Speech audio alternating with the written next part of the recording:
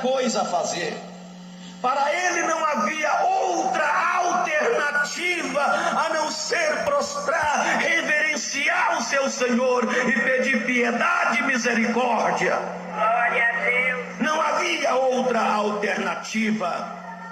Igualmente o pecador, prezados irmãos, o pecador, ele só tem que se humilhar na presença de Deus, pedir piedade, misericórdia, implorar o perdão de Deus, porque ele não é capaz de pagar a enormidade da dívida dos seus pecados. Só Deus, só a misericórdia e a graça de Deus. Aleluia. O servo está reverenciando o seu Senhor. O servo está prostrado, reverente, pedindo piedade e pedindo misericórdia. Seja generoso para comigo. Tenha paciência. Não me aplica este castigo. Tem misericórdia que tudo eu te pagarei. É sempre assim a atitude do pecador para com Deus. Mas como aquele moço, aquele servo, como e de que maneira ele ia arrumar 10.000 talentos para pagar o seu senhor? Onde ele ia arrumar 10.000 talentos para pagar a sua dívida? É difícil para o pecador reconhecer a enormidade do seu pecado. A única esperança, como eu disse, a única alternativa é que Deus apague os seus pecados. Aleluia, glória a Deus. Se você pode glorificar, glorifique o nome do Senhor.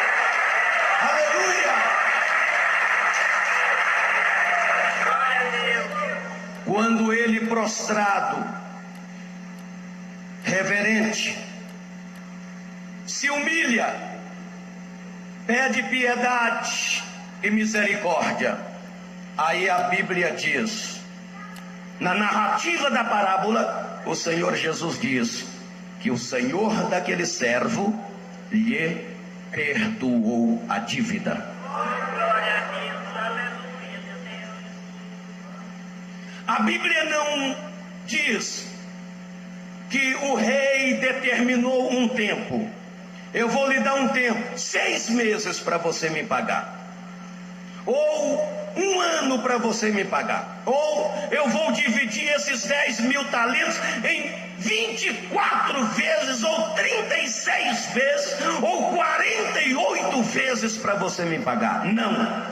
A Bíblia Sagrada afirma que o Senhor daquele servo lhe perdoou a dívida. Deixa eu falar uma coisa para vocês. Deus trata o pecador com dureza só até ao ponto dele se humilhar, prostrar, pedir piedade, misericórdia e se arrepender dos seus pecados. Aleluia! Oh, bendito é o nome do Senhor. Note bem vocês que o castigo que seria aplicado seria um castigo duríssimo. Mas depois que ele se humilha, reverente, pede misericórdia, o Senhor perdoa totalmente a dívida. Repito, Deus trata o pecador com dureza só até ao ponto dele se prostrar, se humilhar, se arrepender, confessar o seu pecado e pedir piedade e misericórdia. Foi o que aconteceu comigo e com você, não foi? Quantos se humilharam, pediram perdão, piedade, se arrependeram e hoje tem certeza que é um salvo, perdoado, regenerado, transformado. Oh, levanta a mão e dê glórias ao Senhor.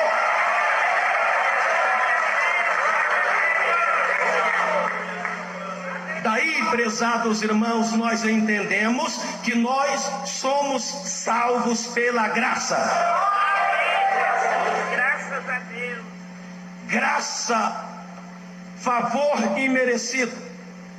Nós éramos dignos de sermos castigados, mas o Senhor Jesus pagou por nós lá na cruz do Calvário. Tito capítulo 2 versículo 11: porque a graça de Deus se há manifestado, trazendo salvação a todos os homens, ensinando-nos a renunciar toda a impiedade. Glória a Deus. Aleluia. Somos salvos pela graça. Que significa a graça de Deus? Fazendo um parêntese. Que significa a graça de Deus, irmãos? A graça de Deus significa que há um caminho aberto para nós. A graça de Deus significa que há uma porta aberta para a nossa entrada. A graça de Deus significa que há um lugar secreto para onde vai todos os nossos pecados. A graça de Deus significa que há perfeita saúde de Deus para o nosso corpo e para a nossa alma. A graça significa que há um lugar infinito de onde vem o nosso perdão. A graça significa que há alguém que escreve os nossos nomes no livro da vida. Aleluia.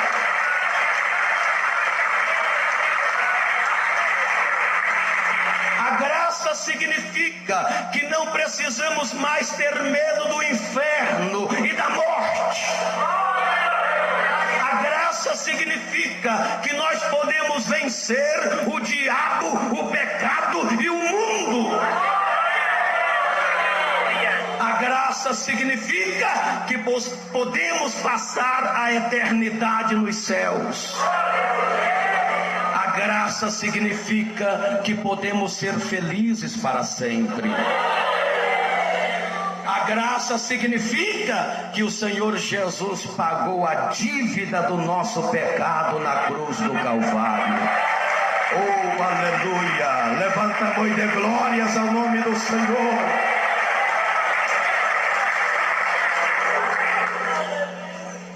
Voltando ao contexto, aquele servo, depois que se prostra reverente, se humilha, pede misericórdia e piedade, ele é perdoado da sua dívida. Ele sai da presença do seu rei, do seu senhor, jubiloso, alegre, cantando vitória. Eu devia 10.000 talentos, ia ser castigado severamente. O Senhor me perdoou. E ele saía feliz da vida, muito contente. Já não devo nada. Quando ele sai dali feliz da vida, ele encontra com um conservo teu. Aí é necessário você prestar atenção. Ao receber o perdão daquela cifra elevadíssima de 10.000 talentos, ele encontra com um conservo teu. E aquele amigo dele, aquele colega dele, devia para ele um valor insignificante de 100 denários. Ora, comparar, não há nem comparação 100 denários com 10.000 talentos. Quando ele encontra com aquele colega dele que lhe devia 100 denários, aí diz a Bíblia Sagrada Versículo 28. Encontrou o seu conservo, Glória a Deus. ó, agarrando-o, sufocava, dizendo: paga-me o que você me deve. Ora, a Bíblia diz, irmãos, que ele sufocava o seu companheiro. Ora, se ele sufocava, eu entendo que ele agarrou na garganta do camarada assim, ó, e sufocava ele: paga-me o que você me deve. Ele sufocava o colega dele: paga-me o que você me deve. Ora, qualquer um de nós sentimos-nos indignados ao ver tal procedimento. Afinal, irmãos, é somente uma descrição de nós mesmos. Se não nos mostrarmos compassivos para com o nosso próximo. Quem é que não se sente indignado ao cena dessa? Contempla o rapaz recebendo o perdão de uma dívida elevadíssima de 10.000 talentos. Ele sai dali contente. Ali na frente encontra um colega que lhe deve apenas 100 denários e vê este mesmo que foi perdoado sufocar o seu colega, enforcá-lo e dizer: paga-me o que você me deve, senão eu acabo com você.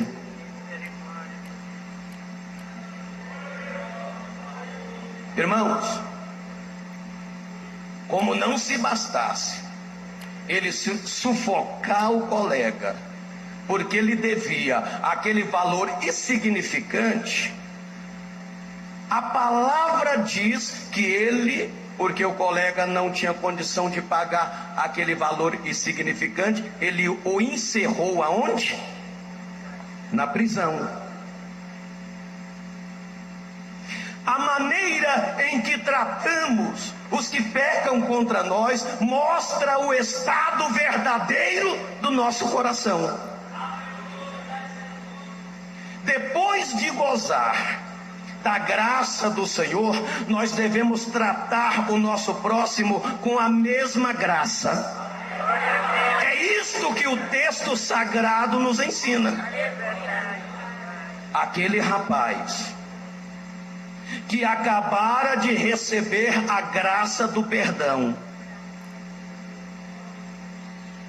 acabara de receber o perdão de uma dívida de 10.000 talentos. Ao encontrar com o seu colega, o mínimo que ele teria que fazer era não sufocá-lo, era não pressioná-lo, era perdoar a sua dívida, assim como ele foi perdoado. Mas não, ele pressionou, sufocou, e como o rapaz não podia pagar, ele o encerrou na prisão. Os conservos, ao contemplar aquela cena, indignados, eles foram e notificaram ao rei. Chegaram para o rei e disse: Senhor, olha, aconteceu isso, isso e isso. Sabe, aquele servo fulano que lhe devia 10.000 talentos e que o Senhor perdoou porque ele pediu misericórdia? Sim, pois é. Ele encontrou com o colega dele ali na frente que devia para ele 100 denários. E ele sufocou ele, pressionou, sufocou, humilhou, encerrou ele na prisão. Não teve misericórdia dele. O rei mandou chamá-lo. O rei mandou chamá-lo. Versículo 32. Quando ele chega na presença do seu senhor, na presença do rei, que havia perdoado a sua dívida, primeira coisa que o rei diz: servo malvado. Note bem vocês, irmãos, que o senhor daquele servo não o chamou de malvado porque ele devia 10.000 talentos. Mas agora o rei o classificou como malvado. Glória a Deus, aleluia. Malvado servo. Por que o rei o classificou de malvado? Pela dureza do seu coração e pela sua ingratidão. O seu procedimento era prova de que ele não havia sido comovido e transformado pela graça do seu mestre. Glória a Deus, aleluia. A atitude do seu senhor era simplesmente para ter comovido e transformado aquele servo, ainda que ele tivesse um coração duro, mas a atitude do seu mestre era para ter comovido e transformado o seu coração Glória a Deus. em um coração grato, generoso e cheio de misericórdia e compaixão. Amados,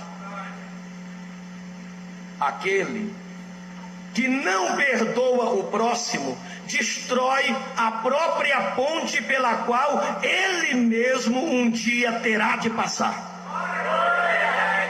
Aleluia, glória a Deus. Glória seja a Deus. Ouça a reação do rei. Versículos 34 e 35, os dois últimos versículos. Assim, encolerizado, o seu senhor o entregou aos verdugos, até que lhe pagasse tudo o que devia. Assim vos fará também meu Pai Celeste, disse Jesus, se de coração não perdoardes cada um a seu irmão as suas ofensas. Glória a Deus, aleluia. A palavra de Deus está dizendo que o rei, o senhor daquele servo, encolerizado, quer dizer, revoltado, nervoso, indignado, ele disse: malvado servo, eu não perdoei toda a sua dívida, porque você se prostrou, se humilhou, pediu piedade e misericórdia. Eu não usei de compaixão, de misericórdia e não perdoei toda a sua dívida. Glória. Não deveria tu fazer o mesmo com o teu colega? Antes você não o perdoou e o encerrou na prisão. Aí diz a Bíblia que, encolerizado, o rei o entregou aos verdugos. O que significa isso? O rei entregou aos verdugos. O que é isso? Verdugos são indivíduos que infligem maus tratos, ou seja, carrasco. Sabe o que é carrasco, não é? Imediatamente o rei pegou aquele servo que ele havia perdoado e diz: agora é o seguinte, você não teve misericórdia do seu colega, assim como eu tive misericórdia de você? Então tá bom, pegou ele, entregou aos carrascos. Carrasco, ó, tá entregue na mão de vocês. Esse camarada é ingrato, esse camarada é injusto. E falar isso aí para um carrasco, já viu, né? Esse é ingrato, esse é injusto. Eu havia perdoado ele, toda a dívida dele, 10.000 talentos. Ele foi, sufocou um colega dele por causa de 100 denários. Está entregue na mão de vocês, carrasco. Desce a madeira.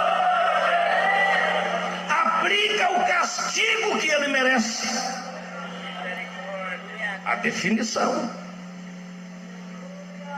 Aí Jesus conclui dizendo: assim vos fará também meu Pai Celeste, se de coração não perdoardes cada um a seu irmão as suas ofensas.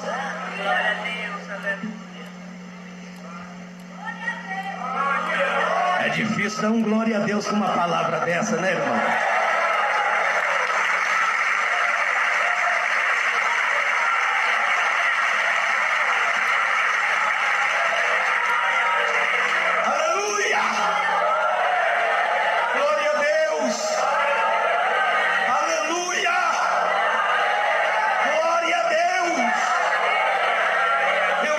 para vocês, irmãos, que o que não perdoa, aqueles que não perdoam o próximo, destrói a ponte pela qual ele mesmo terá que passar um dia.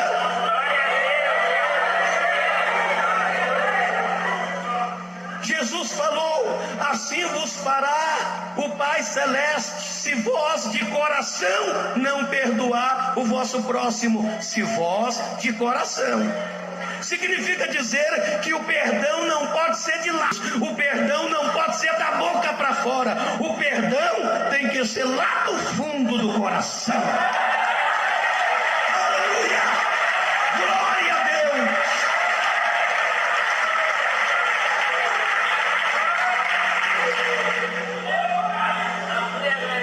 É assim o perdão de Deus. É assim o perdão de Deus. Hebreus capítulo 8, versículo 12. Ei, olha aqui. Hebreus capítulo 8, versículo 12. A palavra do Senhor diz: serei misericordioso para com as suas iniquidades. Glória a Deus, aleluia. E dos seus pecados já não me lembrarei mais. Esquecer para sempre. Não é ficar jogando na cara, trazendo a lembrança, não. É esquecer para sempre. Isaías capítulo 1, versículo 18. Ali a palavra do Senhor diz, amados irmãos, que ainda que os nossos pecados sejam vermelhos como o carmesim, o Senhor o tornará branco como a neve. Isaías capítulo 38, versículo 17. Isaías 38, 17.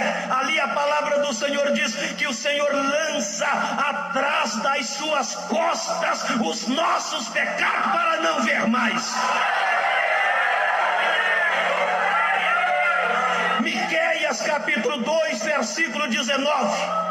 Que é que a Bíblia diz em Miqueias, ou seja, Miqueias 7,19. Ali diz a palavra do Senhor que o Senhor lança nas profundezas do mar os nossos pecados. Sabe? Porque Ele não quer ver mais. Aleluia, glória a Deus. Ei, Isaías 44. Profeta Isaías capítulo 44, versículo 22. Ali diz a palavra do Senhor: desfiz as vossas transgressões como a névoa, e os vossos pecados fiz derreter como a nuvem. Isto significa dizer que Ele apaga totalmente os nossos pecados. Oh, glória, aleluia, glória a Jesus.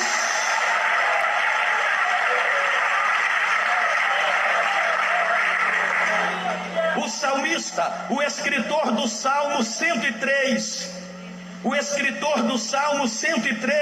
lá no versículo 12, ele diz o seguinte: quanto está longe o Oriente do Ocidente, assim afasta de ti os nossos pecados. Irmãos, Deus perdoou-nos e lançou os nossos pecados bem distante dele, porque Ele não quer lembrar mais dos nossos pecados.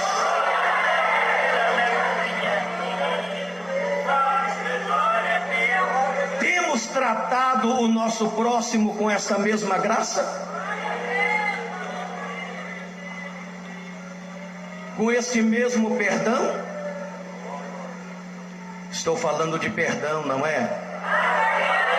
Aleluia.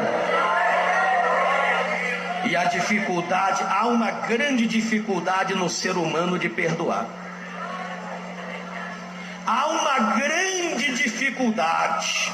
É um sacrifício para o ser humano perdoar. Sempre fica aquela mágoa, aquele ressentimento. A tatuagem do ressentimento fica sempre gravada. Mas o texto sagrado nos ensina que nós que recebemos a graça do perdão de Deus, devemos tratar o nosso próximo com esta mesma graça.